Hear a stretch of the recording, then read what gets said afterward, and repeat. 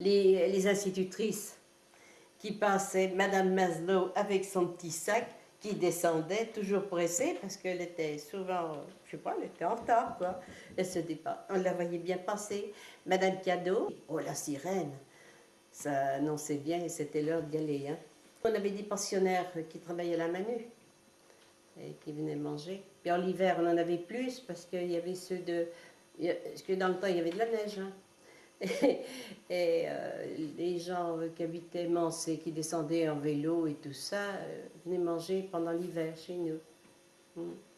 Voilà. Quand on voyait tous ces hommes, ces femmes qui montaient comme ça, c'était fantastique, hein, c'est vrai. Ben, puis pendant la guerre, il y avait beaucoup de femmes aussi qui travaillaient. Bien sûr. Puis ils travaillaient beaucoup pour l'armée, hein, ça c'est vrai, les gamelles et tout. Ouais.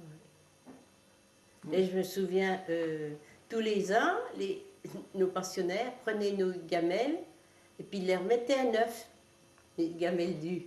C'était tout neuf, tout propre quand tout ça. Parce que ça noircissait hein, sur les cuisinières à charbon. C'est un quartier qui est extrêmement vivant. Alors, on a du mal à s'imaginer aujourd'hui, hein, puisque au contraire, maintenant, c'est un quartier un peu déserté, déshérité. La rue est tristounette, alors que c'était une rue très active. Cette rue du Nord était extrêmement active du fait de la vie intense à la fois de la manufacture et de la fonderie.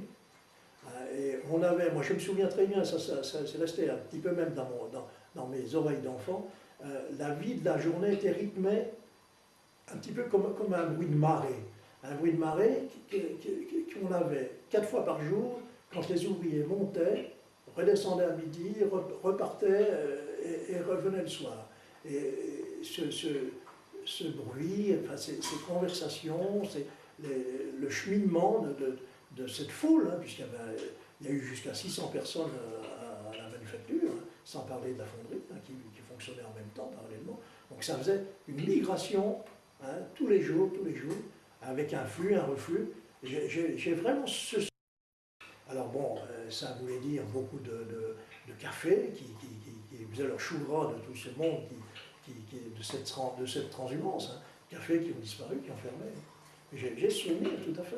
Et c'est un souvenir à la fois sonore, hein, ce brouhaha.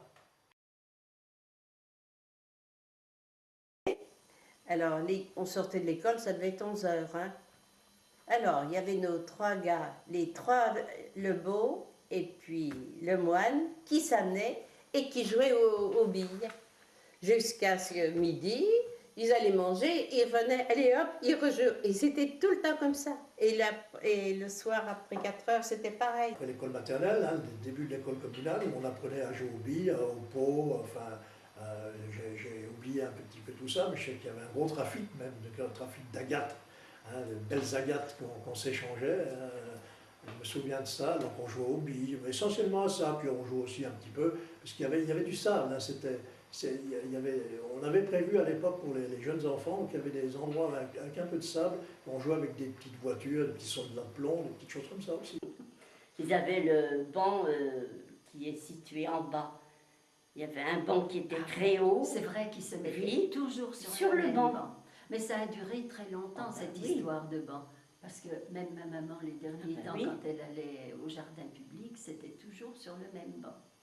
Parce qu'il y en a un qui était très haut et l'autre était beaucoup plus bas. Et il prenait celui qui était bas, puisqu'après il y avait les toilettes qui étaient